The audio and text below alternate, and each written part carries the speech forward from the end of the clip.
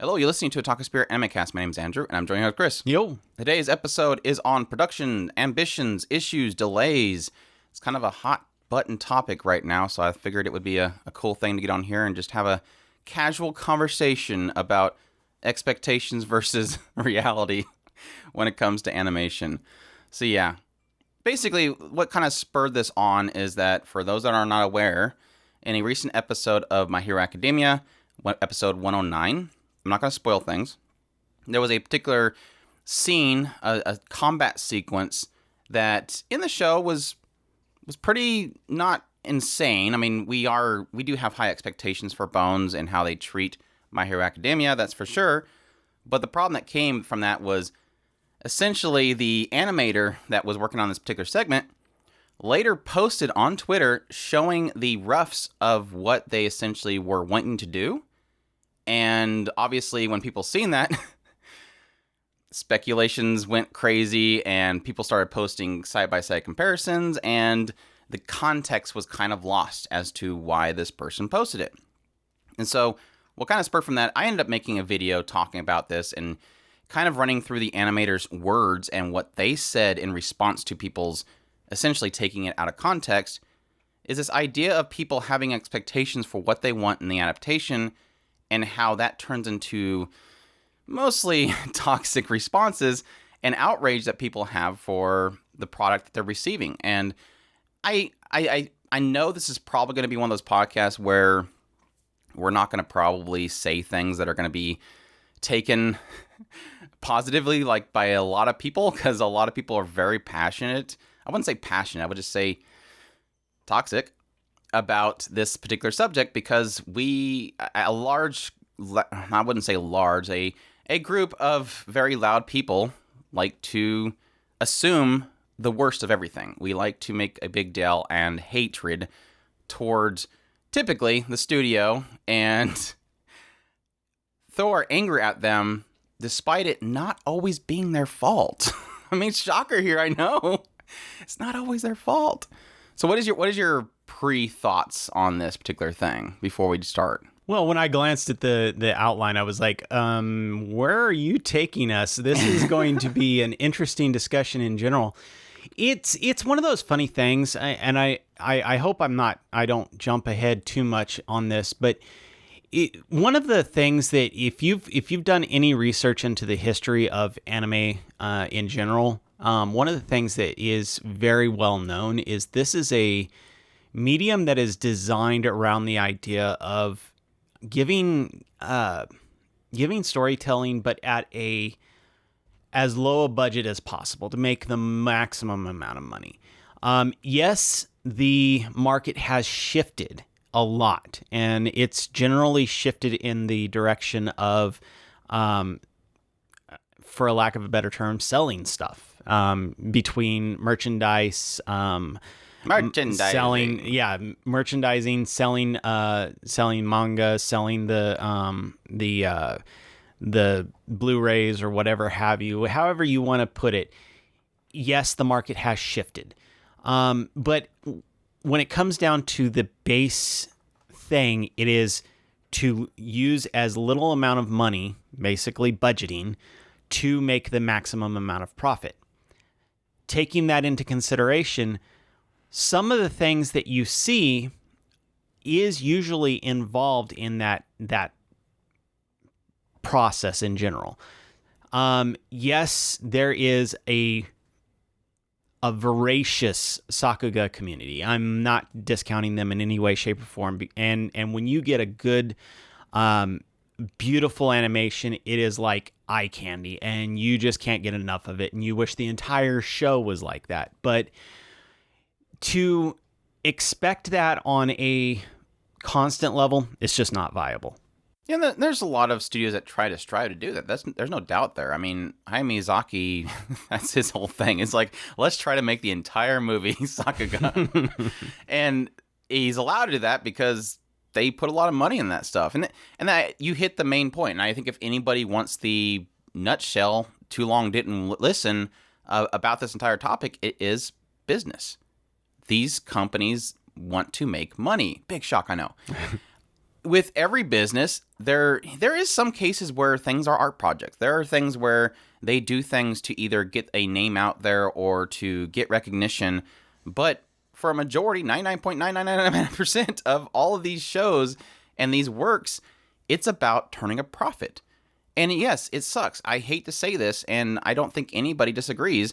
It sucks that, animators aren't paid that much. We want the ideal world is that we want everybody to get paid what they essentially need in order to survive. And yes, there's a problem there.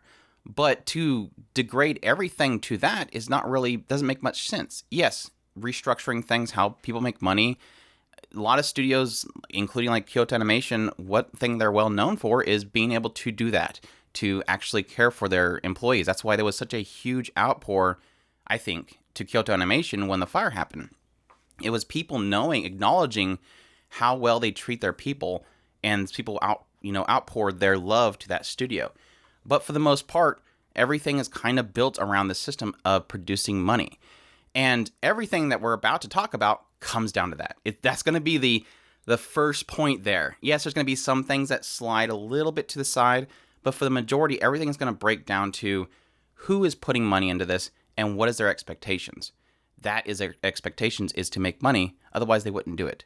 Now, for most cases, it's them putting money towards it in order to sell the manga. And in some cases, they feel if we do just well enough, people will be interested enough in the story to come back to the manga. We don't want to give too much money because we just want it to portray this well enough that people will come back and read the manga, or they'll come back and read the light novel. So I think, like I said, that's going to be pretty much a crux to most of what we're going to talk about. But it's one of those things where that realization of how that process goes is important to know when you're looking at things like this situation with My Hero Academia, where you have these expectations, you see what it happens in the end, and then everybody goes to the common denominator. And I don't know why it's always the studio. There's a lot of moving parts in there. I think that's really the crux of it. You have to acknowledge the moving parts to understand that it's not always going to be what you think it is. And I think what's so great about this kind of spurring this conversation for us is having an example where we know for pretty much for sure. I mean, yeah, this animator could be lying to people. They could be covering for bones. We don't know. But this is a cool example to have here, because what happens with most of these cases, whenever we have an issue with animation or how the finished product looks, is we don't have context. They're not going to talk to people. They're not going to come out and make a big tweet and say, okay, let's explain what happened. So essentially, Billy was working on this segment, and Billy, he did an incredible job. You would not believe how this looked. Oh, I showed my kids, and my kids are now aspiring to become animators. It looks so good. We finished it. We got it all colored, but Tommy, we had him go get coffee, and he came in with like 10 cups of coffee, and he was somehow balancing these, and he tripped, and he fell right on the computer that had it on it, and just fried the motherboard, and it shot like some crazy read writes to the hard drive, and it just screwed everything up.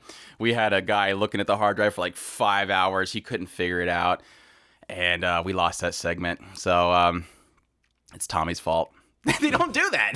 They don't do that. They literally go, here's the finished product. There might be some outcry, and then they may, just maybe, very slight chance come out and say, we're sorry. But for the most part, it's just silence. It's radio silence. We don't know, because everybody involved with it. In their saving face involved in that as well. You would think. I mean, there's the aspect of, is this radio silence a good thing, or is being perfectly clear a good thing?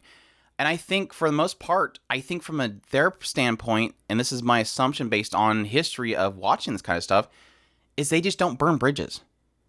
Japan just doesn't burn bridges. They don't talk out about things. They keep quiet because there's no reason to tell people. Again, you can chop that up as their business, and their responsibility is not to tell you everything that happens in their business. But at the same time, we, from this standpoint, a lot of fans of these shows feel they are owed that explanation. Like we are owed the reason for why this thing didn't turn out perfect, and it's not really technically the case. Well, they also have a habit of going back and fixing it for the final release. So they in some cases it's just a matter of getting the product out there for the vast majority, and then if you want the good version, you'll buy the DVD/Blu-ray. Yeah, typically that's for like the censorship, but with fixes, yeah, with some studios, because you do have to understand that, and I think I haven't really checked recently, but when I researched it before, it was the case that, yeah, technically the Blu-ray is for the studio to make money. Like they produced it, they are able to put it on Blu-ray. Yeah, they probably have to pay royalties still, but they make their money in a lot of cases by selling those Blu-rays. So it is in their best interest to fix things that they messed up. Or maybe they have a contractual obligation to. That's what they did with Wizard Barristers, right. Off the top of my head. Mikaku City Actors. They had an entire episode that I think that they outsourced it, so it didn't even look like the show. The characters didn't even look anywhere remotely close to it. So what they did is they fixed it. I think that was Shaft. They went back and they fixed that entire episode. It didn't even look the same. And you know that probably was because a lot of people would probably not buy the Blu-ray, so they have to fix it in order to actually fix that. But it's sad that there's a lot of cases where it doesn't seem like that a lot of that stuff's fixed. But I do think it's sad that is technically a selling point. Like, yeah. I've had several times where I'm like, I look up to see if I can find the comparison shots because I want to make sure that this, I think not Wizard Barristers, the other one that we talked, no, it was Wizard Barristers. With Wizard Barristers, I literally looked up to see if it was fixed. I wasn't going to buy it if it wasn't fixed. Literally, that entire scene was terrible, so it was in my best interest to actually check that. And yeah, sure enough, they fixed it. So yeah, it's like I said, it is, to your point, I think it was to your point, it is something that I don't think that it's in their best interest to even speak. And it's funny because I say that with the understanding that they probably do it because they don't want to burn bridges. The animator doesn't want to say anything because they're probably never going to get hired again. The director doesn't want to say anything because it's probably his fault. The studio doesn't want to say anything because they don't want to, tarnish the name of the director. They don't want to tarnish the name of whoever's at fault with it. The production committee could be at fault with it, but they're not going to say anything because it's their money. They do what they want to do with it. There's a lot of struggles there that I don't think anybody necessarily wants to speak out. And I know there's some cases where directors were like, I'm trying to think of an example, where directors were pretty much outspoken. There was one particular one, I don't remember, I wish I could remember which one it was. There was a director that's pretty well known that was very outspoken. And I don't think I've ever heard from that director again. It's like if you have a director that literally speaks out about how much they hate the industry and stuff, I think Miyazaki's the only one that gets away with it because he has his own studio, basically has his own studio, basically has a producer behind him at all times. The one animator that says I hate anime. Yeah, and then puts his cherry cigarette out on the producer's face, and they go, "Thank you, sir." But yeah, I wish I can remember that director's.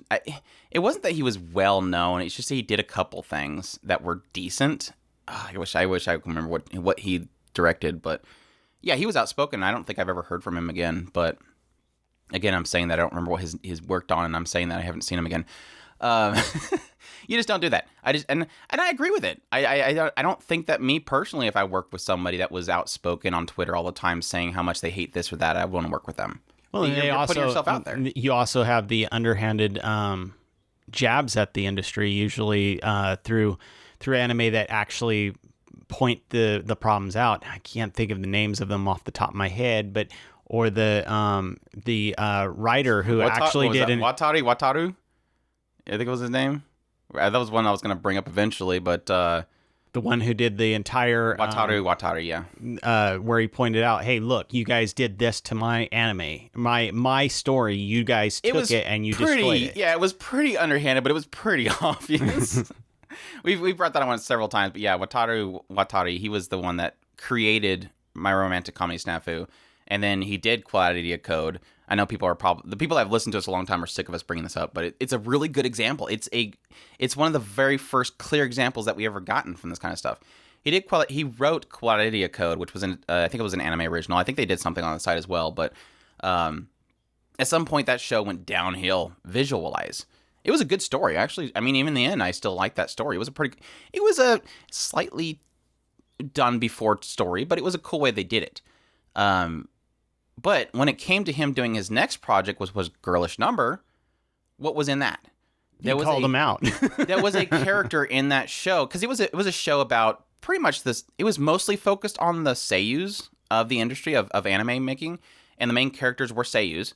Mm-hmm. And at some point, you've seen this character come in, and he's being drugged around by the producer and the director, I think. He's being drugged around, and they're showing him what they're doing with his work. He's the writer. He was the writer of the show. And they're showing them what they're doing, and the writer's going, oh, well, I don't really want that to happen with my... That's not what I intended with it. He was basically saying, voicing his concerns about what they were doing with his writing. And what were they doing?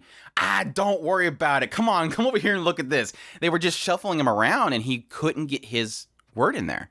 And it's like, seems a little on the nose.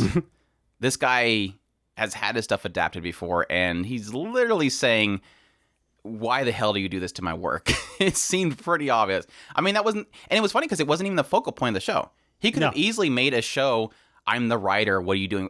The show would be titled, I was a writer that eventually had my work adapted into an anime, and they totally destroyed it. And they totally destroyed it, yeah. That's the full title. It'll be a light novel eventually. That's why it has to be long. Well, and that's why we say it was underhanded jabs. It wasn't anything that he, like Andrew was saying, it wasn't like he came out and flat out said it. It was one of those that if you're reading behind or between the lines, you could see what he was saying. He was saying, look, you guys are ruining these original works by doing what you're doing. And so it was why we loved it so much, and why we bring it up so often is we are seeing the message that he's sending. Because we know we've been following it for a while. You literally have to go through the process of falling in love with this writer by watching Comedy Snafu, watching Quality of Code and going, what the heck happened here? And then turn around and watch Girlish Number. And then you will understand what it is we are talking about. We literally seen this from step by step as this timeline went across. Yeah, and I would actually check to see if he's still doing stuff in the industry. Yeah, he did a series composition for the Saint's Magic Powers Omnipotent, so... Good. He's still apparently working. Well, he probably... He does a lot of source material stuff, though. I mean, he was originally a light novel writer, so... With Girlish Number, I mean, obviously, he found a place that was going to take him serious, so... Yeah, and what's great, Girlish Number wasn't like a fantastic show in my opinion, but it was one of those cool things where you do get, what's so fascinating about it is to have that, is he saying something here? Is he saying something here? I mean, that was the same case with the Animegataris. Yeah, that's what it was. That was a show that literally was speaking to the fans. Like, when it was literally saying, shut up about this. It's literally, it was almost like they were almost jabbing at their fans, and it was for a good thing. They were making things in there that I'm like, yeah, I think we do take this too serious. Yeah, I think that's really stupid. They were taking jabs at the fans in a sense. Well, the biggest one that we pointed out when we watched that show was the 3-episode rule. They literally they literally came out and said, "Hey, you guys, you keep talking about this 3-episode rule. It's not a thing." It's not a thing. Well, I mentioned that before with the 3-episode rule. It technically lines in with the aspect of a first volume or a first volume of something. Mm-hmm. And so it technically makes sense because that first volume is your hook. Right. You want to get people to get the next volume and the next volume. So it does make sense that there is going to be some sort of hook in that first segment. Now, it's not always the case. There's a lot of cases where stuff is like, I mean, where is it going eventually? And it does make you pause and wonder. It's one of those things where it's a show where you get past those, the 3-episode rule point, and you don't really see a hook. But then eventually down the road, Punchline's a perfect example. Right. It didn't take until episode 5 or 6. 4, I think the real hook was in 4, but it wasn't clear until 5. It wasn't clear. But that was an example right there where it hits you and you're like, whoa, wait, but I don't know that punchline was that an original? Yes, it was an original. You sure? I'm 99% sure. Then that makes sense why it wasn't. Because if you go with the three episode rule on punchline, you will be sorely mistaken or sorely misled in every way, shape, or form. Because the first 3 episodes because we've talked about how that was a bait and switch where they gave us etchy for the first 3 episodes. 4 was where it went, hey, we're more than etchy. And then 5, it was like, okay, this is what we're really trying to do. Yeah. And it's a good example of the bait and switch. And I think it's literally every time we talk about bait and switch, we bring up punchline because it was like one of the most amazing versions of that. I mean, technically, with Yuki Yun as a hero, it technically is a bait and switch. It was a club show. Yeah. And then all of a sudden out of nowhere, it's like, wait, what are we doing?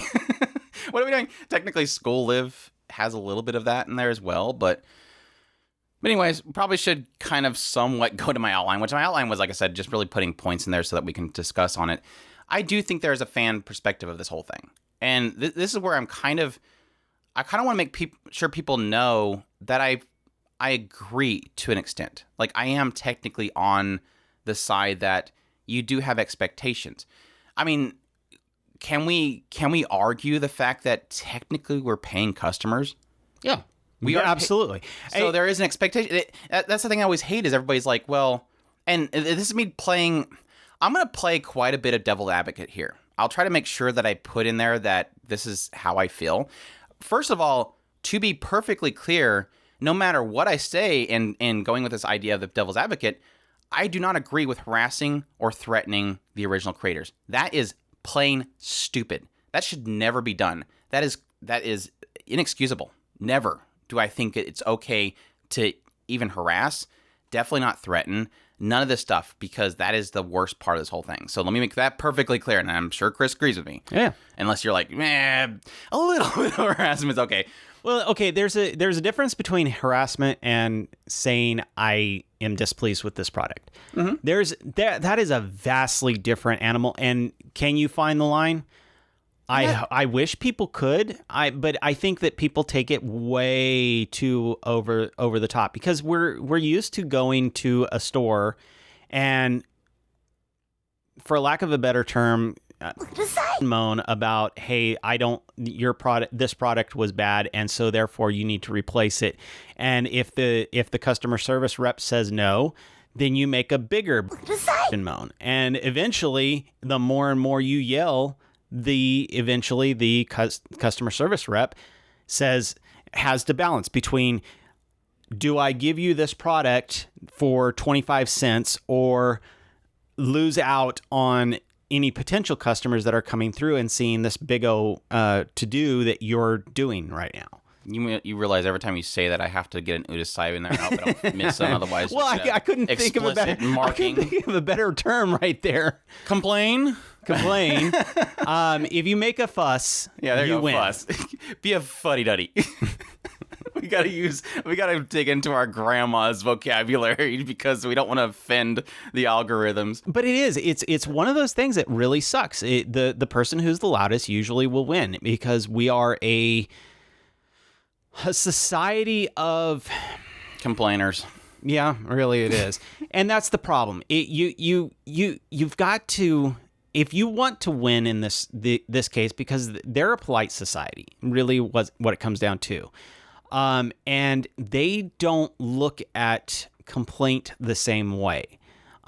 They just think that when it comes down to it, you watch anime for a while, anytime there's a representation of a quote-unquote Westerner, they're obnoxious, loud, and annoying. Why? Because we are loud, obnoxious, and annoying. Where do you miss the point? That's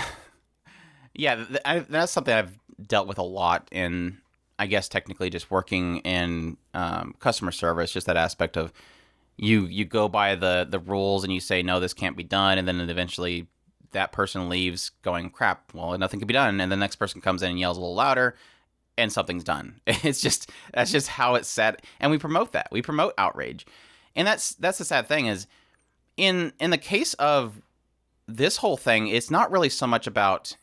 I agree with you that you technically need to voice your concerns and you need to voice your dissatisfaction of something. But the problem, this is the scenario I'm going to write, that technically it sucks because social media and how it works, it kind of uses that to become harassment.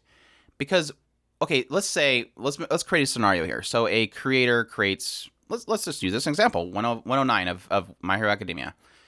This happens. And somebody posts the side-by-side comparisons. And again, people take it out of context and they say, Bones is terrible people.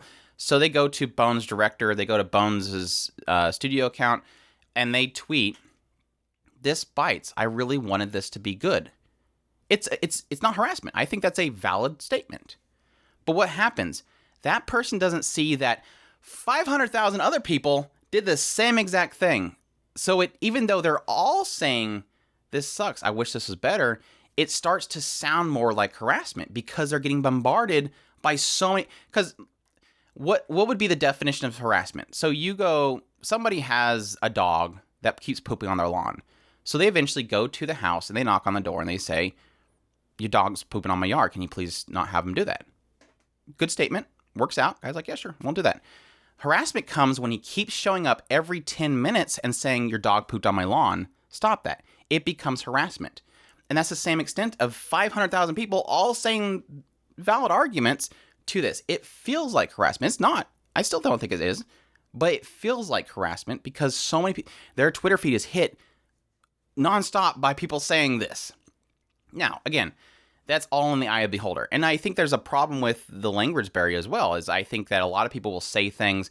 I know the example, there's certain creators, especially artists, that I think there was one in China here about a couple years ago that posted something, and somebody said, I think it was they posted this as like, they were posting basically a Western meme, and the meme seemed like it was saying that I will kill. It was something like, "I kill for this character because it was so good." It was something like that. And what did the person say? "Please don't do that. I'll take it down," because they thought that person was literally going to hurt somebody. There's a language barrier there. What I think people need to keep in mind as well is that you say something, viciously, it might not translate correctly. So there's a lot of issues in how people communicate their dislike for something to a studio and something like that. Which again, I think I'm drawing the comparison here, but I do think it is valid to have 500,000 people say politely and, respectively, "I did not like how this turned out. That should have been in the show." Because then they can go, "Yeah, you're right. We should probably make sure that when that goes on Blu-ray, that cut gets in there. What that guy wanted to make ends up in the show."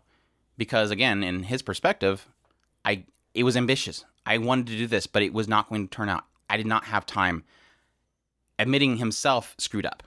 But again, we think it's a studio, so we start attacking the studio.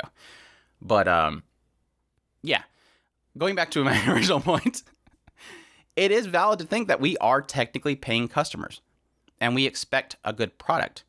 But the problem, I think, is that how do you measure the value? If you claim, I'm coming back here to the other side from the devil's advocate, how do you value that? If you're giving a subscription to Crunchyroll, what is to say, how can you expect that every show you click on in Crunchyroll should have, let's say, Ufotable quality? Everything should have Ghibli quality. That expectation, where's the measure of expectation? What should we as paying customers expect that something should be value-wise? What does it say that your subscription only accounts you to have the quality of, I don't know, a budget anime, something, Unlimited Fafner. We were talking about that a while back. How much? With this crazy, crappy CGI at the very end. Let's say divide. What is a subscription fee? $15. If Netflix, sure. Let's just say $6. $6. Divide 6 by 30. Yeah, it's what, 20 cents? Yeah, maybe. So if we were to take roughly 20 cents, I'm giving a lot of leeway. Okay, understand? I'm thinking if at worst case scenario, you watch one anime episode per day, okay, 30 days in a month. Yes, there's 28 days and there's 31 days and there's 30 days. So some believe there's 2 days. There's 2 days in a month. Let's give a lot of leeway in this. So you're paying 20 cents per day to watch an anime, one anime episode. Now, consider that in relation to, yes, I understand there's a lot more mechanics, there's a lot more people watching shows, but you are getting what did we figure it out? It was like $20,000 per episode in a lot of cases. I think I watch, let's see, there is, let's say about roughly 30 shows that I'm watching, and I'll give it 4 weeks. So I watch, let's see, roughly 4 weeks per month. So I watch about 120 episodes a month. Does that sound right? Yeah, I mean, you and me are vastly different. I'm than most cases. Most cases, I that's why I was saying I'm giving a lot of leeway in saying that people watch one episode per night. I know. So my point is you're getting a lot more value than you're investing. Now, take into consideration this is across many millions of viewers per month. There's a lot of people that maybe watch 1 or 2 shows a month. I think that a lot of their subscribers probably only watching the basic shonen shows. And so I'm not saying that it's always equal. I'm saying that you personally are getting a lot more value than you are investing into these shows. Now, the problem is, how does that translate to the bigger picture? When you are taking into consideration that bigger picture, understand that you are still the one who is getting more bang for your buck. Does that make sense? Yeah, I am, for sure. I'm what they don't want. I'm like a mixed bag for them technically, personally, because it's like, yeah, they're getting maybe 5 cents per episode because of how much I'm watching. If you take the value of $6 and then divide it all to all those shows that I'm watching, but at the same time, I'm also the one that's telling people about all of these 120 so episodes that I watch every single month. So yeah, you're right. Technically, we're the flip of the situation where we are technically they're investing money into us to get us to overburdening their market, and they probably have a sense of that. They probably have the sense of, you can't cap how much somebody watches per month because of the spoken value of that. If I watch all these shows that, a lot of shows that people don't even touch with like I'm watching Nighthead right now, and I think literally nobody else in the entire world is watching Nighthead, but me watching Nighthead now tells other people, yeah, it's a pretty good show. You probably should watch it, even though it's CGI. Well, I'm pretty sure Iruma-kun's the same thing for me, where I actually have fun with that show. And technically, I'm telling people, hey, I'm having fun with this show, and that makes people go, maybe I should check it out. Probably should give it a watch. I know it's not for everybody, and I'm not saying it's for everybody. I'm having fun with it. But I think the main core to bringing this up is more to point out how it doesn't really make sense. The idea of the expectations based on you being a paying customer is wrong, because to make that statement correct, you would have to have you yourself a written contract to each individual studio. You would have to have a written contract that you have these expectations for your, like I mentioned earlier, 5 cents that I'm giving to this one episode. I need to have an expectation this will have a foodable quality. There's no expectation there. The only contract each individual has is that you are paying for access to a server to view those. You're not paying for access to view, and it needs to be this expectation. Everything has its own expectations. The only person that has some sort of quality expectation contract is going to be, the producers. It's going to be the production committee. They have the paid contract for expectations, and it's there. Technically, that's where it's there. So, yeah, it's a good argument. At the same time, it's a failed argument. it has no staying power. But I do understand people's argument there. There's an expectation there.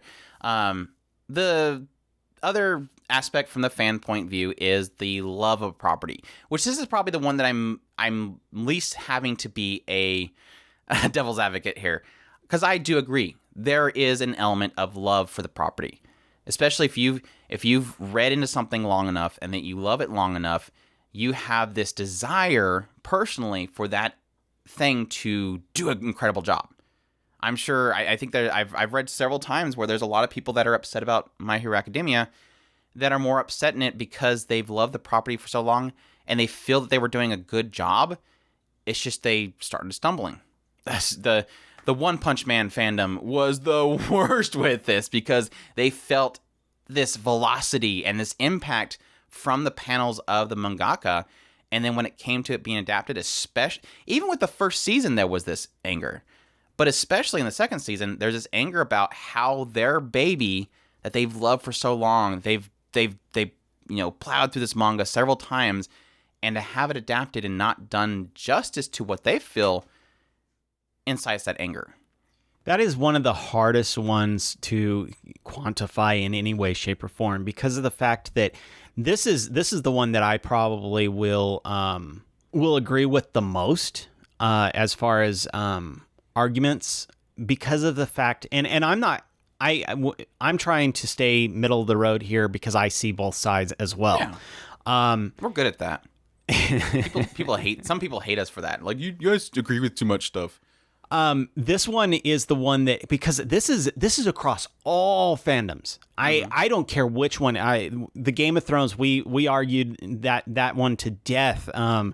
The issue with the translations, we argue it to death. The issue with we talked, I think we talked about it with Walking Dead at one point. This is a problem that goes across all fandoms, literally. And the problem is, it's crazy in movies. There's so much vitriol in the movies industry. It's one of those things that you fall in love with the source material. I automatically, like I mentioned, Game of Thrones is one that I got sucked into it, and I understand the frustration with that one to no end because of the way that ended.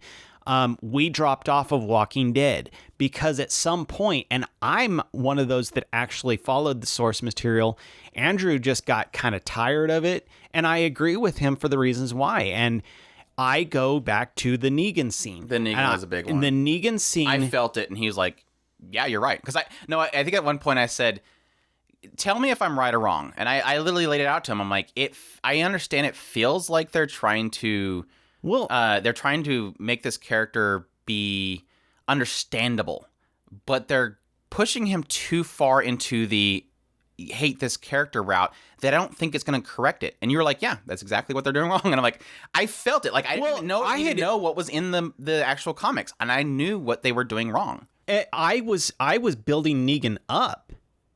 With you, you weren't spoiling it. You were just telling me that he's an amazing character. And when they had introduced him, they made a very, very fatal mistake, and it's frustrating because I knew what they were doing, and I could see it just on the fact. It's so funny getting to the point where we have been so enveloped in storytelling for so long that you can actually see flaws in storytelling.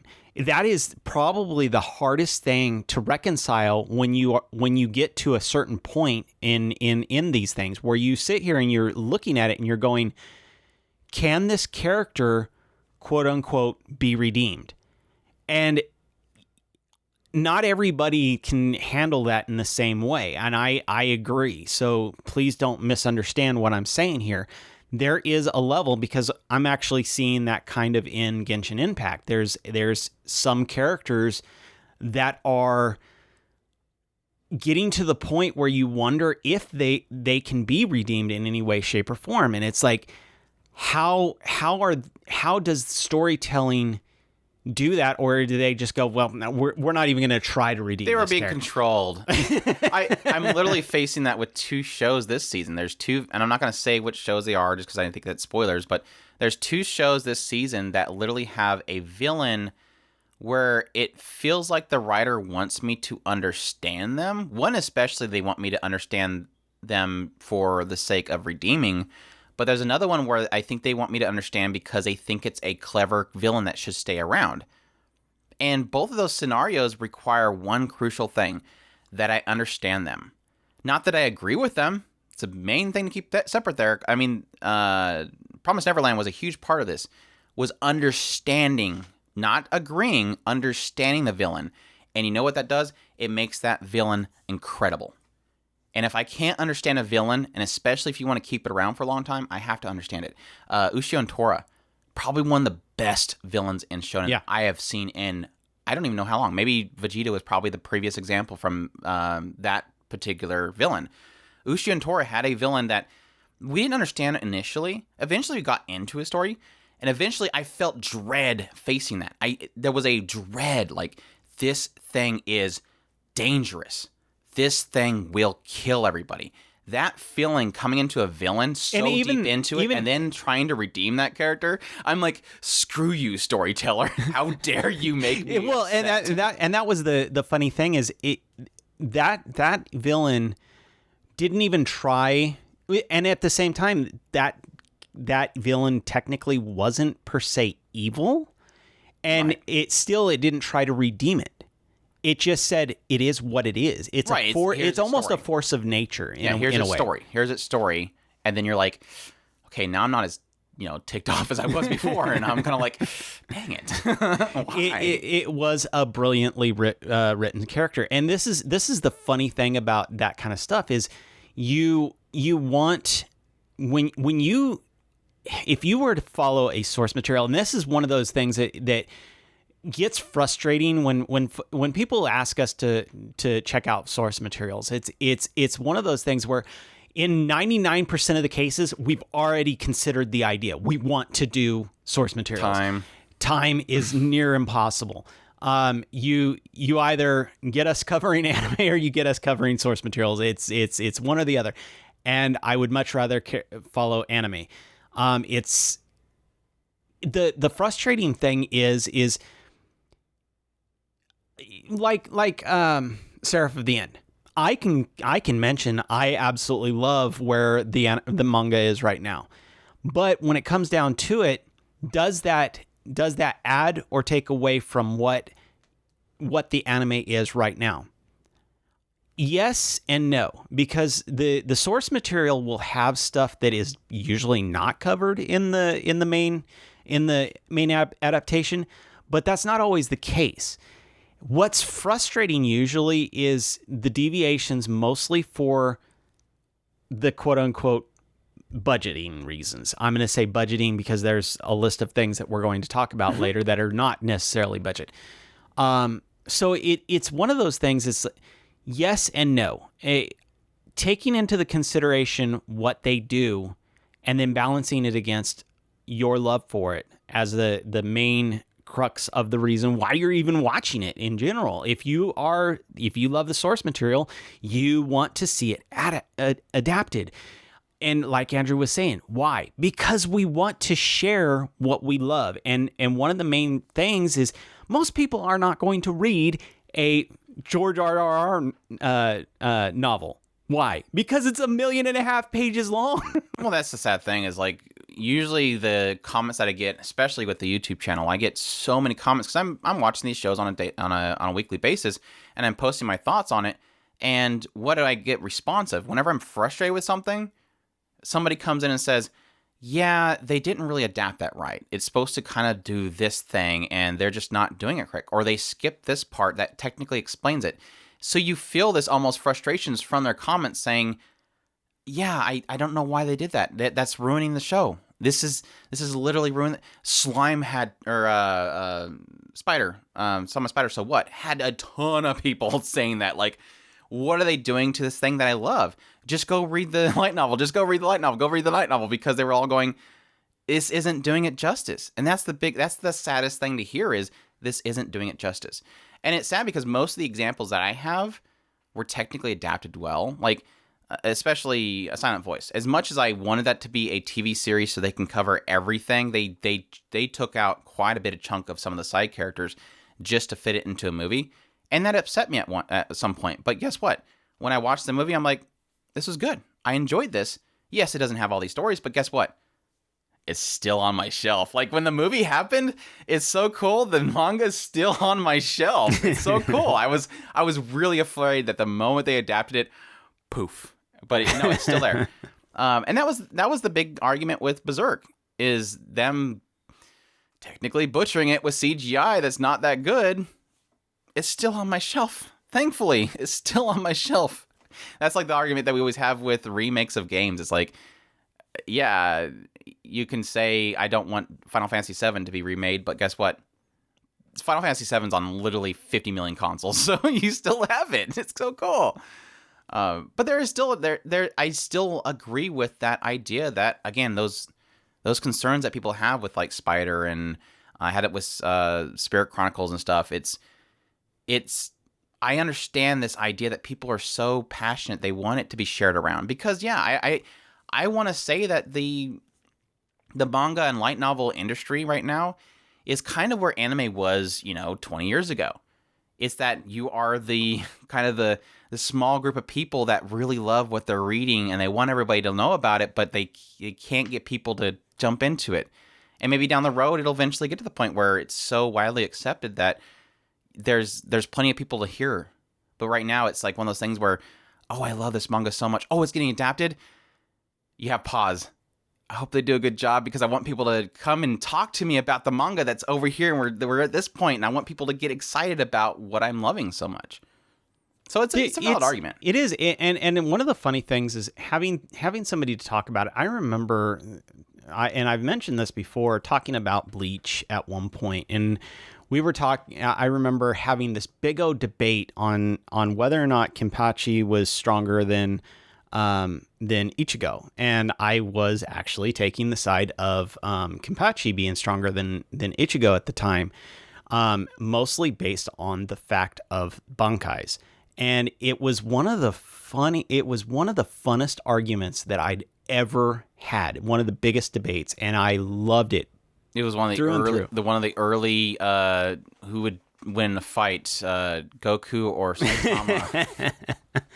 Well, and it was my argument really did come down to Ichigo needed a Bankai to basically lift him up, and that literally, I think I had brought in Kuchi. What is his name? Kuchikichi. The captain that Rukia's big brother. Him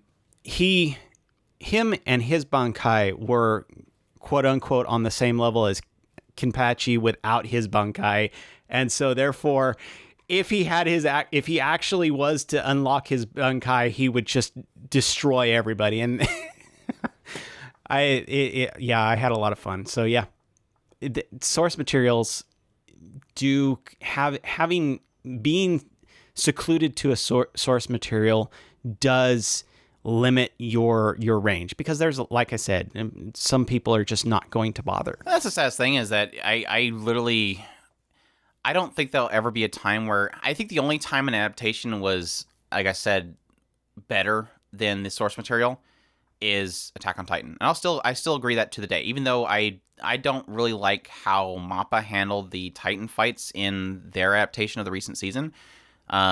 Even though I don't like that, I still think storytelling-wise, they did a better job, because, in my opinion, the original writer gets a little convoluted and likes to chase his tail a lot. His dialogue is too much, and it like I said, it seems like it spins its wheels a lot. But for the most part, I usually see the source material as obviously being the more better option, because guess what? It was written as a source material, and that's the medium that it was from. So adapting it, you obviously lose things. You lose, the big argument that's always with books and Hollywood adaptations is when you're reading a book, you're imagining something.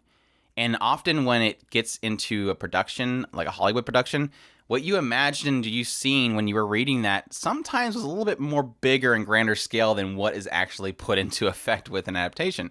But more so than anything, and I think there was a case that you said with Ready Player One, I think it was, and it's the same thing. I especially noticed it with Spice and Wolf, is you lose inner dialogue, and that's always a huge thing with adaptations. I know what you're talking about. No, that was Ender's Game. Ender's Game, okay. There's things that get lost just because it's changing mediums, and that's why it never meets the expectations that people have. And I think manga's the big problem that manga always runs into, and it's why you see so many scenes like in Dragon Ball where it just suddenly cuts to people reacting and going, he's doing this move, that's crazy, and you're like, this fight's going on forever. Well, because in the manga they're side by side, you're seeing what people are saying as the fight's happening, and that, you know, the perspective changes a little bit when you see an adapted format. But I do agree that the aspect of losing context of things is the biggest issue. I mean, I face that with Noragami. I don't know how they're going to adapt any more Noragami because of how they portrayed a certain ability within the characters, because it becomes a crucial part later on. It's this aspect of how their power is based on how they look at their opponent. If they look down upon their opponent, they gain strength against them. They gain an advantage. So they're playing mind games all the time, and that's a crucial thing later on that I don't know how they're going to adapt, because of the anime didn't explain that properly or explain it differently. So I definitely do agree when it comes to changing the storytelling beats, because that technically can sometimes ruin the actual finished product. Now, to be fair, this is one of those frustrating things about inner dialogue. People, you're basically in the character's head, and the frustrating thing is that when you get, because one anime that I know that's coming out soon, and I have a lot of love for the source material, is Slave Harem. And the problem is with that one is he is so in his head all the time. How is that going to be adapted is beyond me, because I think that will be, coining Andrew's term, to its detriment. It will literally, if you get stuck in the character's head and literally the entire mechanics of how this world will work comes down to understanding what's going on in his head, because he's literally manipulating the world and what's going on based on things that are going on in his head. Calculating everything. Yeah, he's calculating. He's adjusting stats and all that stuff. Yes, he's quote unquote an overpowered character. Not really overpowered. He's overpowered in the fact that he has the ability to reset stats and readjust his where bonus points are being distributed. And so him doing that is what makes him quote unquote overpowered. But when it comes down to it, he's doing a lot of that, the calculations for that in his head, and then he's manipulating the stats, and then they go off and do whatever it is they're going to do.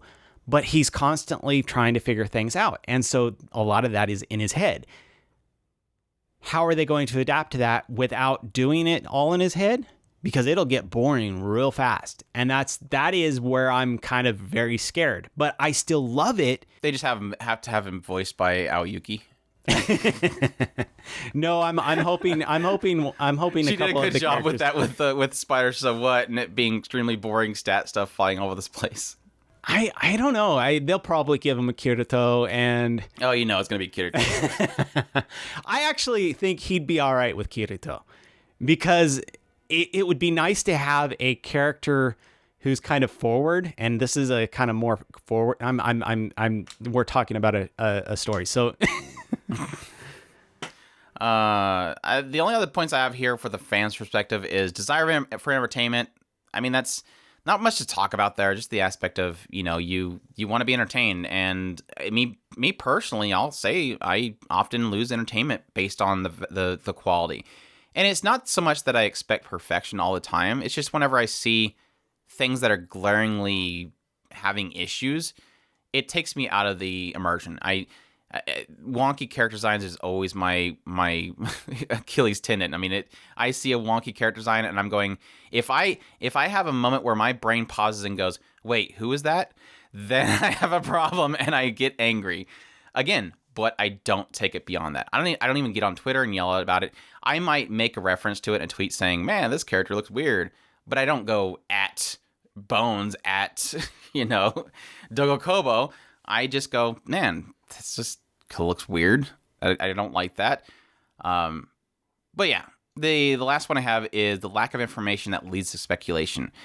And this is, I think, the worst part from a fan perspective. And we kind of technically talked a little bit about this earlier, so I don't necessarily think we have to talk about it too long. But yes, when we do see that there's an issue in a show, I think the fact that we don't know what happened sometimes lets certain people run with it too much. We assume the worst. We assume the studio is bad. We assume this director's terrible. We assume it's money problems. It's budgeting problems. We assume what we think. I think the biggest one that everybody says is budget. Oh, man, they're losing their budget. Oh, man, Bones is losing their budget. They no longer have their budget. Obviously, My Hero Academia is going downhill.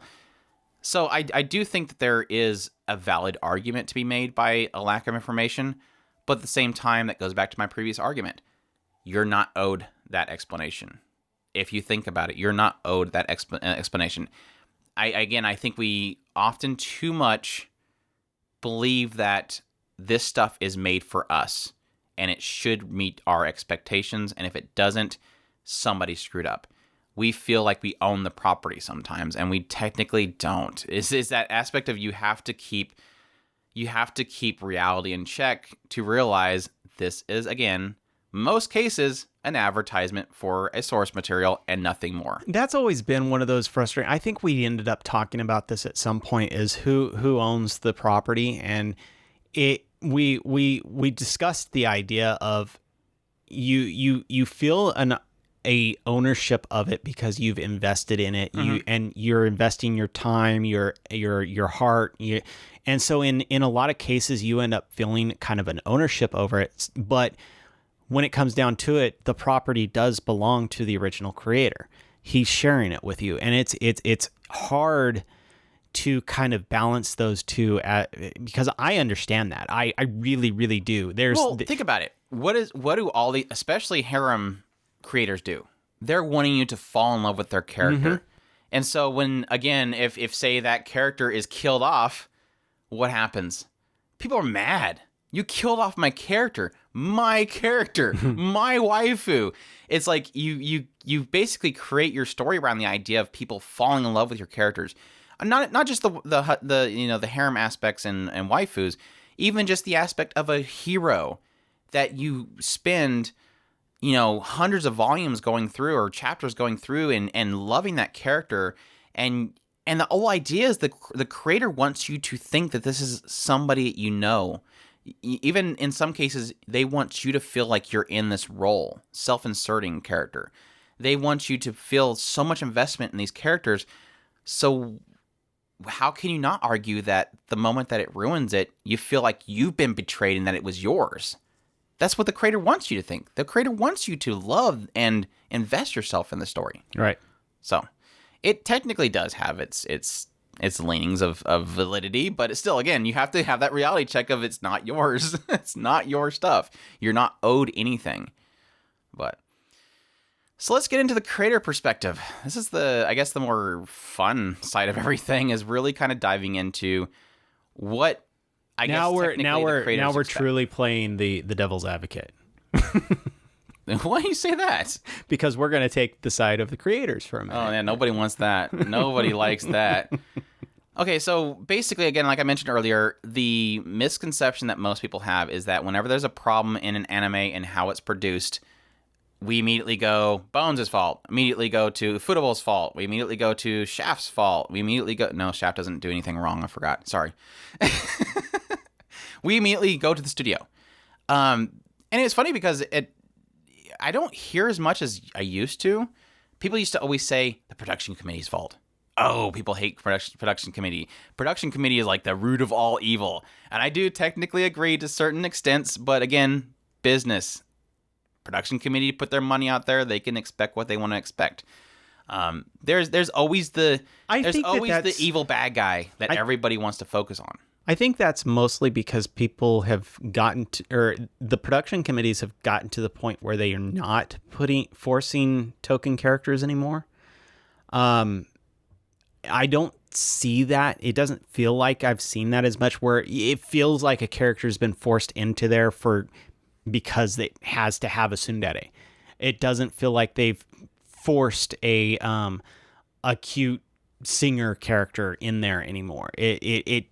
It's just feeling like a lot of more natural as far as the original source material. Now, I could be very wrong. I'm just going based off of what it feels like to me. Whereas you would go back in time. We've actually seen anime where they've actually... Production committees do often play into trends.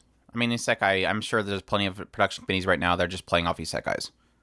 I think that's probably why you get so many isekais. They're these groups that have money that want to sell certain things are going, the trend right now is isekais. What can we adapt that's isekai? Well, we have this guy's doing this in our group. He's doing this light novel. And it's isekai. Get it in here. Let's do it. Right. I'm talking about more along the lines of forced story changes. That used to be a thing at one point. It doesn't seem like it's doing that much anymore. So take that for what it is. I think that's generally the reason why production committees aren't being harassed as much. But hey. And I think there's a lot to be said about, I mean, again, we go back to Grimgar and Fantasy and Ash. I mean, literally, they had a record studio a record label that was in that production committee. So obviously, they promoted their music. I didn't mind it. I love No Name. But there was a lot of people that really didn't like the fact that they technically spooned their musicians in there and literally made it a staple in the show. I didn't care for it. I didn't mind it so much because, again, I liked the music and it fit the scenes really well. You can make an argument that some scenes seem to be drug out a little bit too long just so they can get the entire track in there. That I can agree with. I had moments where I felt that. I do agree. But for the most part, it didn't really affect it too much. But I think most people just kind of... They gave us a great looking anime for it, so it doesn't really matter. Cool little watercolor look to it. Oh yeah. But I think most people their arguments is kind of straying more towards studios. And again, I think it may have been the fact that maybe they're stepping away from, I guess, pointing at the production committees, because there's been so much in the last, I don't know, 4 or so years. It's been going on. It's not as if it was only a problem. Don't get me wrong. It was not only a problem in the last 4 or 5 years.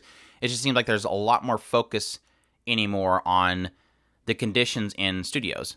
And we're immediately now focusing on that. I mean, MAPPA has been in the articles a lot here in the last year. MAPPA has been criticized severely because of how much content they're putting out and how high ambition those products are. And it's so funny because at one moment we'll go, man, Jujutsu Kaisen looks so amazing, and the next minute we'll go, but they're probably underpaid and they're probably, being like, slave workers in those rooms to get this product done.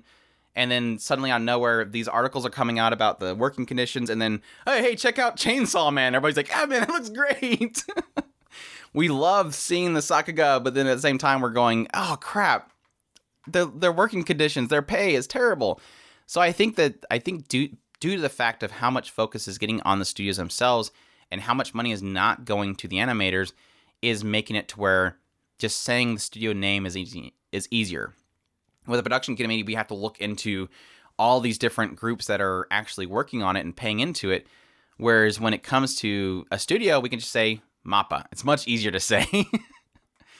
And again, even still then, there's a lot to be said about, well, what did the producers have involvement with it? Well, if they're underpaid, then why isn't the money getting to them? How much money was given to the studio? How much of it's not going to the studio? How much is it going to the director? How is money being distributed is the end story there. So I don't know how I got to this argument.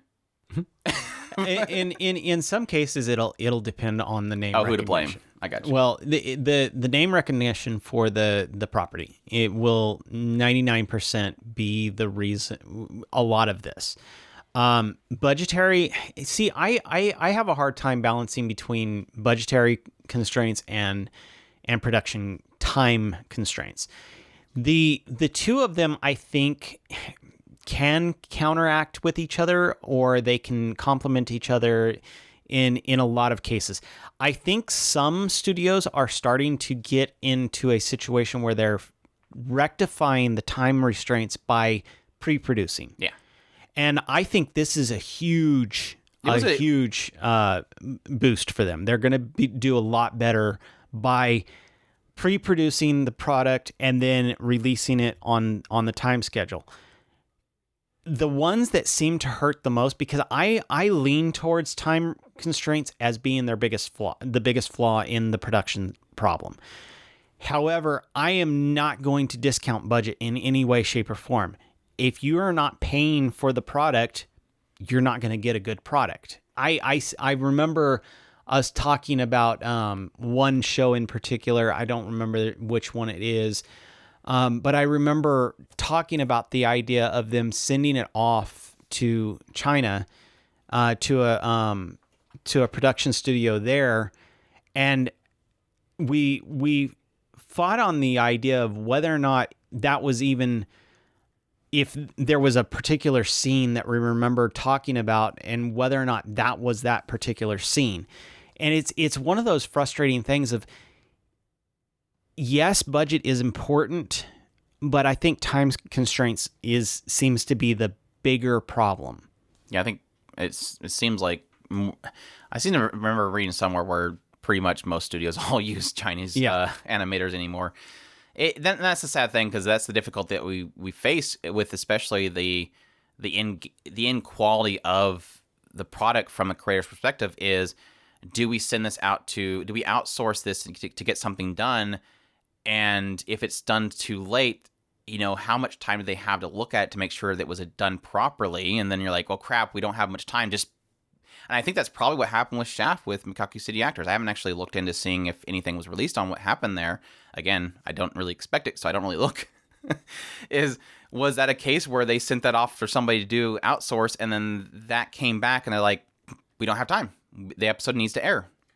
You've got shows like Shirobako that does actually dig into a lot of this stuff. So you understand, you can see it visibly and understand what it is that we're actually talking about here. We're not talking about this stuff in a void, just speculating. We've watched shows that have actually broke this down. We watched the Ghibli explanation of how all of that stuff works and how freaking murderous he can be about making sure that everything is meticulous. So it's stuff like that where we get a glimpse behind the curtain, and we can say, okay, this is why they're doing the stuff that they're doing and what is actually breaking down in this system. That's why I say budget is one of those that's a little bit, we used to talk about budget all the time because everybody who was anybody in the podcasting realm, when something looked bad, it was automatically budget. Right. I don't quite subscribe to that much anymore, because I think that time constraint, after watching Shirobako and stuff like that, where you can see visibly this thing, and that's just like mangakas and how they talk about their evil the person who's coming to get the thing, and they're knocking on the doors, and the mangaka's always running away and hiding. Is it really like that? Probably not. It's probably exaggerated to an extent, but they're pretty much like the landlady trying to get their money from them. Hide from the landlady. There is probably, to an extent, something that is akin to reality there. Well, Shirobako showed that with having him basically be locked into a cage downstairs, which again is something that I've heard is actually a thing. They have a room where if the director or whatever does not do their job, that's where they go until it's finished. So there's something to akin to reality there, but at the same time, it's probably not to the extremes that they make it. But at the same time, on the flip side of the coin, the the mangaka himself probably doesn't want to, because there's this aspect of inspiration versus forced writing. You don't, if It's you're like Miura. I mean, that was the ongoing joke, rest his soul, that he would always get caught up in the next Idolmaster game that came out, and he wouldn't be producing manga for a while. Well, there is a human being behind these things. On the Western side, you got George R.R. Martin, who's we don't think we'll ever see the next book before he passes. He's too afraid of it. At this point, I think he's too afraid. It's one of those things that it's there is a frustration in works of art and the time constraint. You have to balance the two, and when the consumer gets to a point of expectation of the material, it can impede on the art, and that's the frustration in a lot of that. Yeah, I do agree. I think we've talked about this aspect of Shirobako being a really cool anime. Even if you didn't like it in the end, it's a really great way of seeing the process. Because I think to understand that nothing is always about just this, the problem does not always lie in the same thing that people want to believe that always lies in. If you see the process in which it's made, we've done a podcast where we talked about the process of animation, and once you understand all the working parts, the process, you start to understand that, yeah, time constraint can be an issue. It was really cool last year when we got to see how some studios technically have pre-produced things, because when the whole pandemic happened, what happened? Several shows, they had to come out on Twitter and say, don't worry, this will still air. We're done. Like, we're done with it already. And that was like, we don't really hear that often. It's always I guess the assumption is always that everything is done on a weekly basis, and that's why there's such a rush and time constraint, is because they don't give them enough time to work on something. Yeah, they'll pre-produce things before a season comes around, but it always feels like they're working on a weekly basis. I mean, I'm assuming especially with long-running series, they're working literally on a weekly basis, and they're trying to get it done in time. You usually see it the biggest in the latter episodes when the crunch starts getting more and more. The time from the finish of product to the time it airing starts to get shorter because they're using all their excess time. Yeah. I mean, we're already seeing that in a couple of shows this season. And it's like, To Your Eternity started losing it. To Your Eternity early on looked amazing and incredible. It still looked good in the end. It's just you notice, like, wow, these fight scenes aren't as, bombastic as they were before. Because, yeah, they probably we're running out of time. We need to produce something, which is sad. But like I said, knowing that process, you start to see how all these moving parts have to work in sync for it.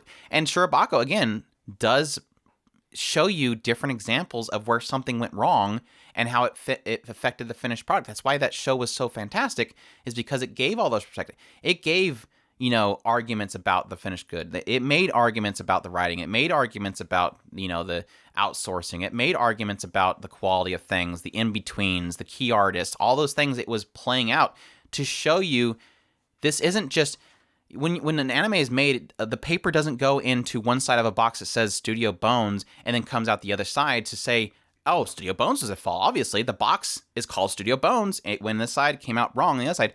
No, inside that box, when you open it, it goes through all these twists and turns, and if one of those is incorrect, it doesn't go through. It breaks, or it comes out all crunched. So it even talked about certain artists being better at certain things over other things. Wasn't one of the characters was really good at animal stuff, and the other character wasn't, or something like that? Something about cats. There was some insert of cats in there somewhere. But then, yeah, even with those aspects to show that, you do get into time constraints. You do get into budget. Yeah, technically, some shows may not have much of a budget given to them, or they may misallocate the budget. And then at that point, yeah, you do have underpaid staff members that are trying to get something finished, or they just don't, and then they outsource it to somebody else. And then, here's the one argument that I have from the creator's perspective that I think is the most interesting because I don't think you'll ever hear about it. I don't think it's possible to ever hear about it. The lack of care or caring. I can say there's an argument to be made for caring because I've seen plenty of documentaries where I feel like there's a genuine passion for something. I think Miyazaki is a great example of caring about something. I think also, oh shoot, who was it? There was a documentary for Trigger, I think, where the director there was like showing this incredible amount of passion. Like he literally is like, he's kind of like Miyazaki where he'd take it and go, I'll do it. Miyazaki, I've seen plenty of times where I'll just do it. I think there is an element of passion versus not passion. But at the same time, I don't think it's necessarily, I think that passion is really centered around the love of the art. And I do think that there's probably, I don't think that, the cool thing about anime is I don't think that most animators go into anime because they want to get paid a lot. I'm sure there's plenty of them that are hoping that eventually they'll become, art directors or animation directors and move up the scale to more paying jobs. But for the most part, most animators are doing it because they love the art. It's similar to any other art in the world. And that's the one thing I always enjoy about people like saying, technically animators are underpaid and it's only in that industry. No, it's literally every industry that's art. If you're not top dog in an industry of art, you're not paid squat. And so we do kind of have a sense that there's a passion there, but at the same time, there's probably plenty of people in that cog of that, in that box that we said is this one thing that probably don't have the passion for what they're working on. And I think you can see that in some cases. So that's all the creator's perspective. And I do think that I think we've covered most of my quote unquote options that creators face. And that is, again, outsourcing, which can often lead to issues. So when they are restrained, they are running out of time. Sometimes it leads to outsourcing, which can have its own problems. Cutting frames, which we see a lot. Whenever you see a show where it seems like you're looking at a still character and there's just people talking in the background, or my big example I always give, Wake Up Girls season 2, that stupid window on the outside of the building that we've seen pretty much half the show. You obviously get a sense that they didn't have anything to animate there, so let's just show the outside of the building again for the 50th time. That's where you obviously see that hey, cut some frames there. You're not really looking at any kind of quality animation there. The one option they have, and they literally rarely use, is delays. And I don't think in a lot of cases they can do that. And I think because essentially a lot of these studios, a lot of these production companies, a lot of these producers are facing is when they make an agreement with a TV broadcast or something like that, they have to fill that slot. The TV is like, the station's like, okay, you'll be in this slot right here. So every week you'll have this time slot. Okay. Next week. Okay. Here's the product. Okay, good. Let's broadcast it. And the next week comes around. We're not going to meet that time. What else you got? Insert the recap episode. The recap episode. The dreaded recap episode. Throw together a recap. They have to fill that slot. They paid for it. They have to fulfill that contract. And that's a case they have to face. And I think that's probably why a lot of them are trying to produce earlier, is to avoid that scenario. They don't really technically want to do that.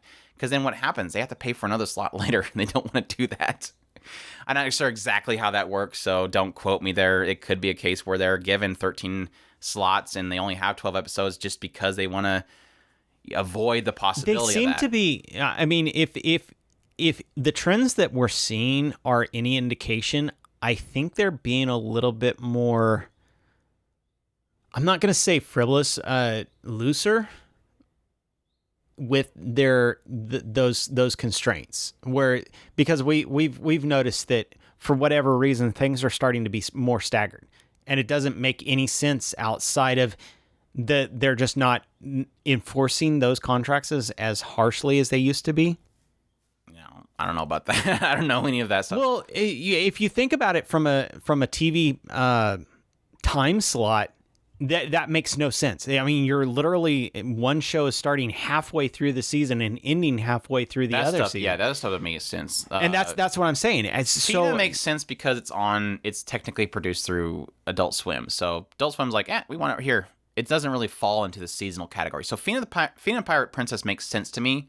It wasn't built around Japan broadcast. It was built around American broadcast, and we don't go by seasons. But something like Jahi didn't make sense to me, unless that one's an ONA. I don't think that's an ONA.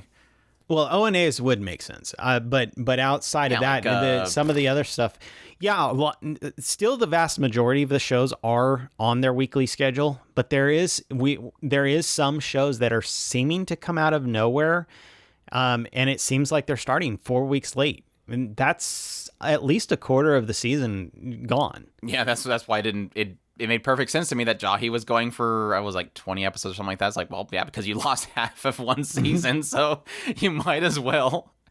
I don't know, and I don't know if it's based on the fact that they may be ONAs. I'd have to double check on that. I don't think Jahi's an ONA, but if it's 20 episodes, that doesn't even make sense as an ONA. Right. Well, no, it makes sense. I mean, ONA technically would be perfect for being able to do an unscripted amount of time. I mean, because they don't have the restraints of a broadcast. It's an original net broadcast, so it can technically be however. I mean, that's just like Dropkick on My Devil. That was technically an ONA, so they just did whatever the hell they wanted. It seemed like they were still fitting it into a time slate, so maybe they did originally do an ONA, but it was released on broadcast as well. But that stuff's kind of one of those areas of, I don't really want to invest all my time to research every single one of those, so excuse my lack of knowledge there. Because like I said, in a lot of cases, it seems like it's listed as an ONA, but they're still broadcasting it, because why not? Why not make that little extra money to have it broadcast on television? But that's pretty much everything. I did want to get into some possible cases that we've kind of faced in the past few years or so, and I think that's really kind of comes down to, I've already mentioned My Hero Academia incident.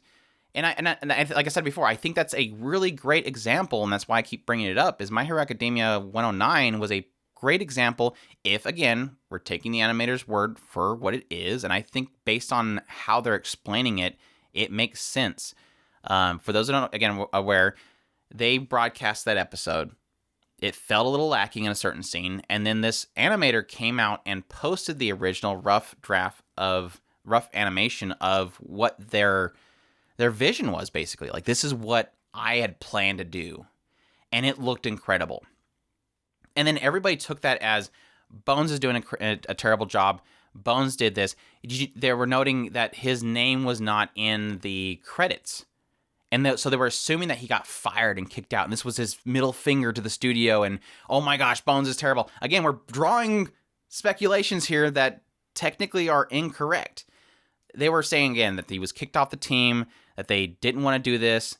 They were saying it was Bones' fault. They were saying it's a budget issue. They were saying, this is because they're doing the movie at the same time and all their efforts is focused on the movie. And guess what the actual person that posted it said? This was my ambition. It was too much. I put this together, and technically it had an incredible amount of shots, and it was too much. So this was a creator saying, don't attack Bones. I love these people. I love My Hero Academia. You are attacking. He essentially said, I'm posting this because I got permission from Bones to post this because I wanted to show you people what I wanted to do, and unfortunately I couldn't do it. And instead, this is now being used to attack the people I work with and attack these hardworking animators. And that wasn't his intention. He's like, I got permission to do this, and now it's being used to attack the studio. And it was so sad to see it kind of unfolding and reading this person's words as they tweeted out all this pretty much plea to the fans to say, this isn't why I posted this. I wanted you to see what I wanted to do. I was too ambitious. We couldn't pull this off in time, and so it was scrapped, but I still wanted you people to see this. How sad is that? Yeah. Like, how sad are we as fans to not, again, to jump to conclusions? It was so sad because that, of course, that episode aired Saturday. I seen that posted, and I'm like, oh yeah, that would have been cool. Oh well. Next day, I come in online and I see nothing but people going, holy crap, hate Bones. Bones is terrible. Oh my gosh, look at this. This is so terrible. The world's ending. Oh my gosh, my eyes are bleeding. And here's the person that posted it and going, please stop. Like, this isn't what I wanted. This isn't why I posted it. It is, again, this is where people took that clip, posted it elsewhere, and said, this is what really happened. And none of those people knew what would happen. All these people are telling you what the narrative is, and they have no clue. And here's the actual person that did it, and he's going, that's not the narrative. That's not what happened. Stop. It's incredibly sad. And what was so great about that is, like I said before. Didn't we have something similar with Kumomiko? Where people just took what he was saying, and if you were looking at what he was saying, it was almost vastly different than what the community had turned it into. Yeah, that was. Yeah, I don't remember all that, but yeah, I seem to recall that, so I don't want to speak on it because it was it went in a really terrible direction. But yeah, and like I said, I think the great thing about that example of My Hero Academia is that it points out the obvious flaw in every single issue that we have with production, is the assumption of the greater value. The assumption that everything falls on this. Everything is because of this. This is the bad guy that we always have to assume is the problem. It's either budget, director, or studio. In most cases, like I said recently, it's always studio. Studio's at fault. Something hiccuped on my screen. Studio's fault. This character didn't do a full backflip. Instead, they did a cutaway and then they were on their feet again. Studio's fault. It's not always that. So the assumption is it's easy. It's easy for us to do. But the assumption is, I would guess, probably never correct. It's probably a lot to do with, again, like this case right here, being too ambitious.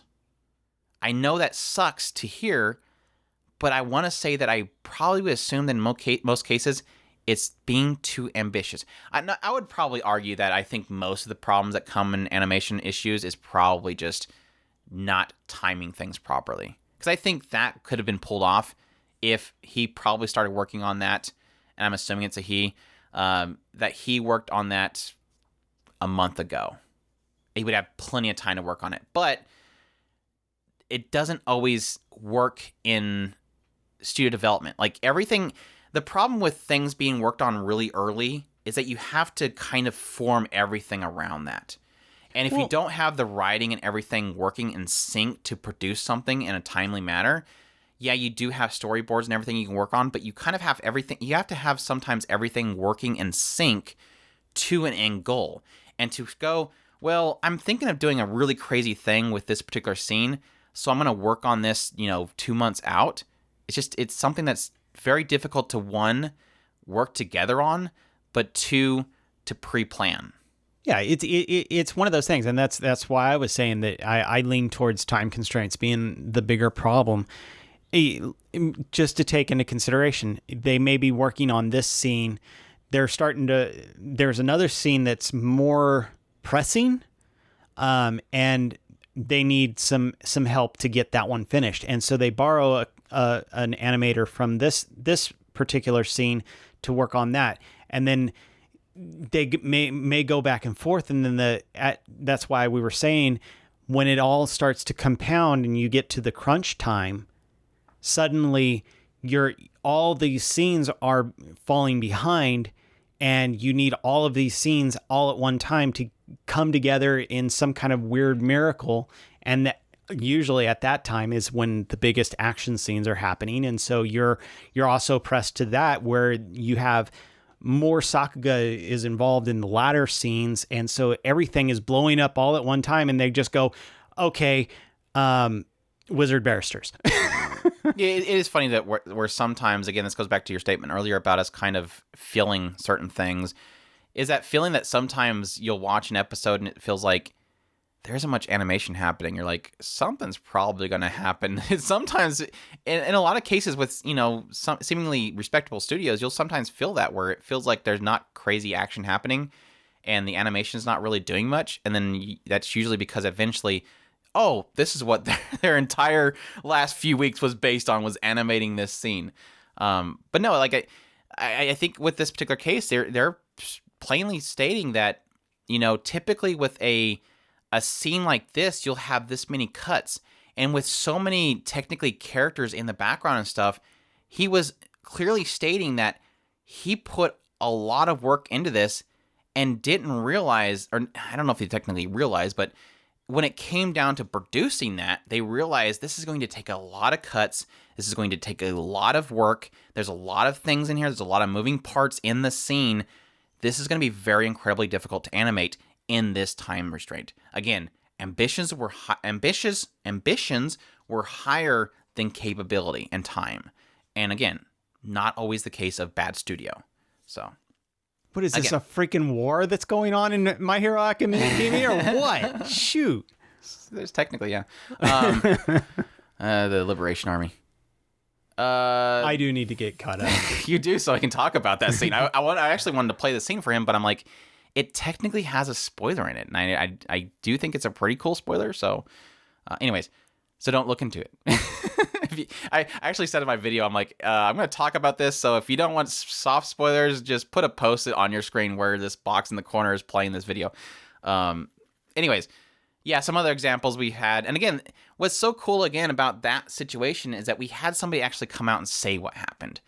And I think every single other case that I have listed here, we have zero context, or at least context that I've seen. So, yeah, we had recently the threats that were coming around MAPPA taking over Attack on Titan from Wit Studio, and how much everybody was, and I agree with this one, how the anger around the use of CGI for the Titans.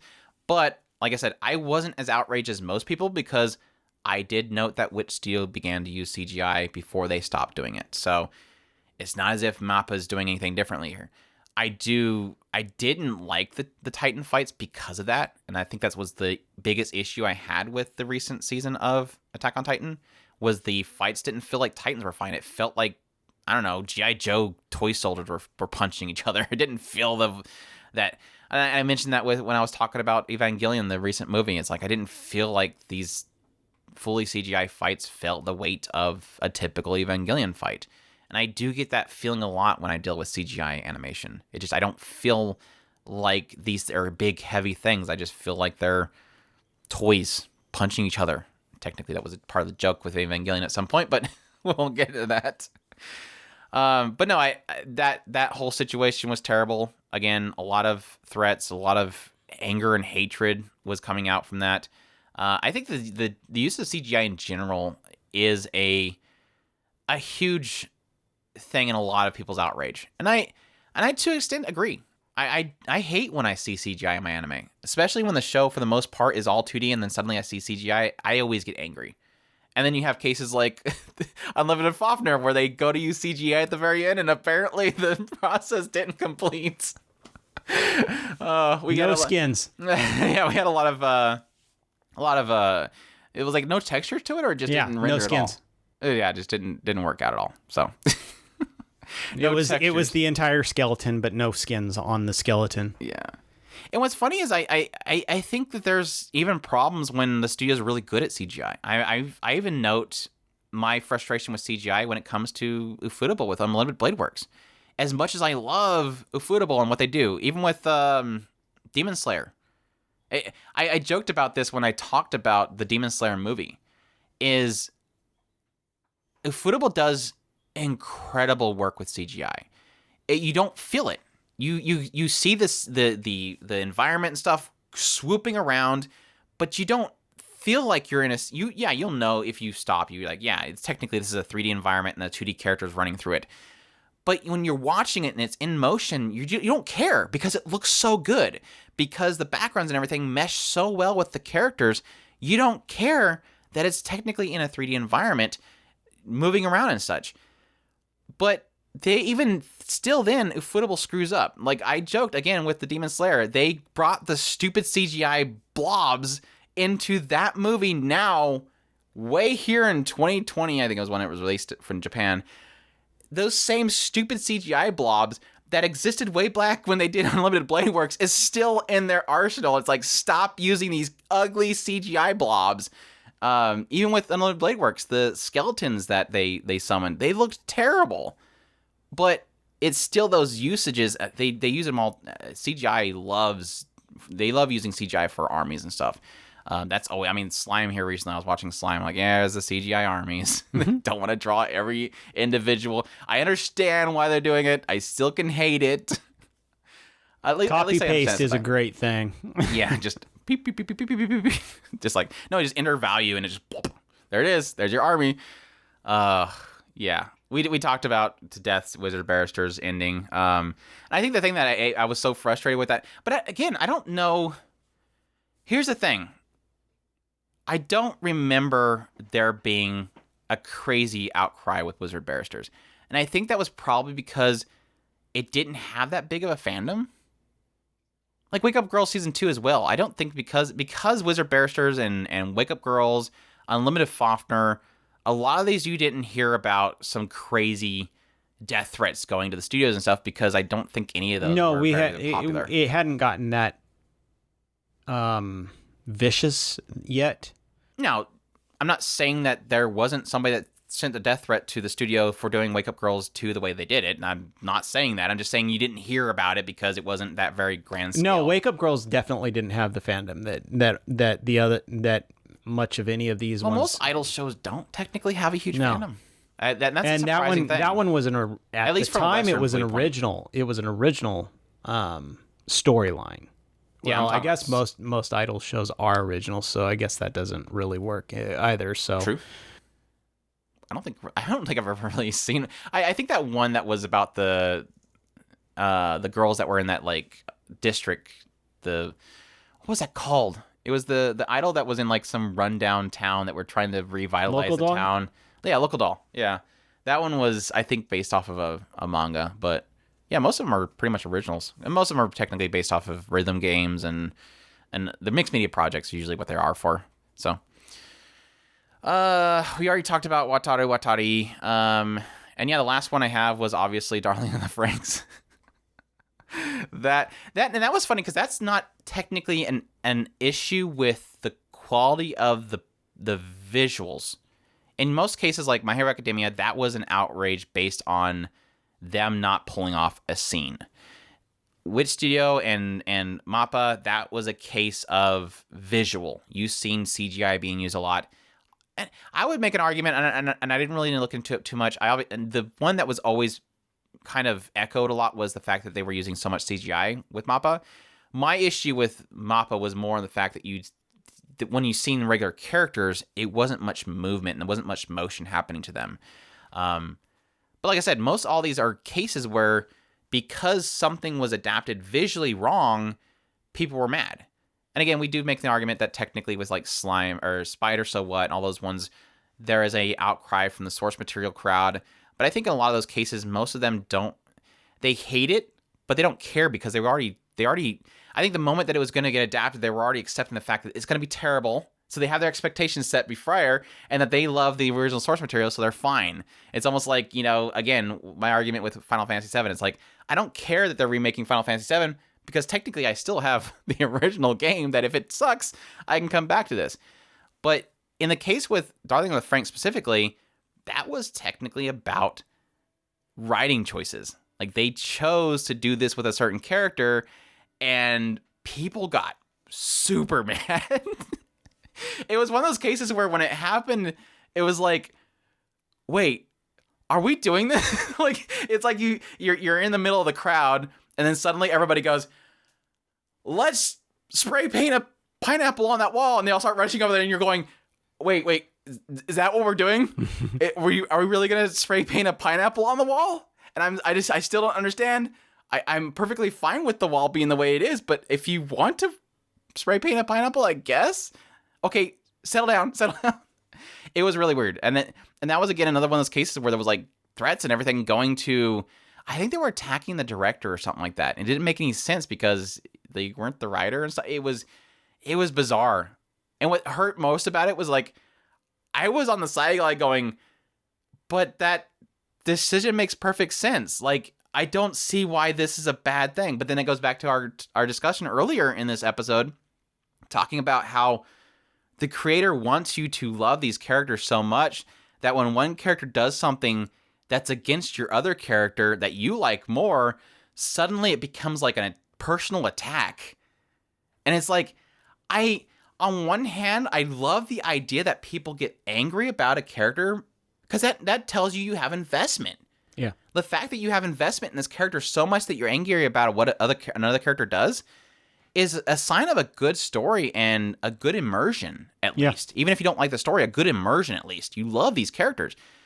But at the same time, when it, one, makes sense to me that the character would do that, it boggles my mind. But the two, that people would be willingly to threaten physical harm to people over it, boggles my mind. That's like I seen here, I don't know, about a couple weeks ago, somebody, it was a voice actor, I think, posted about the fact that he got somebody message them saying, don't voice this role because it'll ruin your reputation. Because he was voicing a role of a bad character or something like that in a show or a game or something like that, that people were saying, don't do this because that's a bad character. It's like, that's a good thing. If you could voice that character and pull it off, you're acting a role. Mm-hmm. It's not that, then that goes back to the whole argument about disconnecting the creators from the creation thing, which we've gone into to death, especially with like Rurouni Kenshin and stuff. But it was mind-boggling what happened with Darling in the Franxx. It literally, again, it's similar to everything else. It's like, these people, you are way too invested in this stuff. Chill out. And I won't even put the pure blame on the Western audience, because it seems like there's quite a bit of it in Japan as well. Yeah. And it's more of a threat to them. There's so many cases where, these writers and stuff, they have to cancel conventions, they have to cancel signings, they have to cancel all this stuff because these idiots will email them saying, I'm going to do harm to this person because you chose this character in your writing and not my character. It almost feels like the response of making a harem-ish show or a love triangle show have two ending volumes is because they're avoiding the death threats. It's sad. Because again, that insane investment that people have with these characters and these stories, and people not being quite right in the head, unfortunately, leads to some really interesting scenarios. It is a frustration. A lot of people do seem to take it a little bit too far. Yeah. But yeah, that's basically the gist of this podcast episode. I think I actually talked a lot more than I thought we'd end up talking, but that's, again, always a good thing. I always end up creating something thinking it's not going to have much conversation, but then it does. But like I said, my main nutshell in the end is just to really remind people, one, these are just shows. It's not the end of the world if they don't always pan out. And two, not really set your expectations, but know that nothing is always from one thing. That everything that this is a huge thing that has so many moving parts that if one thing hiccups, it causes a huge problem. And it's not always big bad studio, big bad director, big bad producer, big bad production committee. Sometimes it's just somebody had too much ambition. Somebody didn't quite meet the deadline. They had to outsource and it screwed up. They ran out of time. There's so many things that can come into play, and unfortunately we don't have control over it, and sometimes they don't have control over it. Let's just say that Timmy didn't spill his coffee on the computer. We'll never know, unfortunately. But yeah, that's a wrap. Hope you guys enjoyed this episode. It's a lot of fun talking about all this stuff. As always, we thank everybody who supports us on Patreon, supports us by telling other people about us, supports us through subscribing on the YouTube channel, watching my videos over there. There's plenty of ways for people to support us, and we definitely appreciate you guys. So as always, if you guys do have a moment, go subscribe, check out the videos, and if you have a couple bucks, throw it to us on Patreon. We definitely appreciate the support. We hope you guys enjoy this video. I always say that because I'm so used to saying video anymore. It will be in video format on the YouTube channel, just no visuals, because we're still working on a permanent solution for video podcasting since it's such a long form discussion. But yeah, hope you guys enjoyed, and as always, you all take care. Os.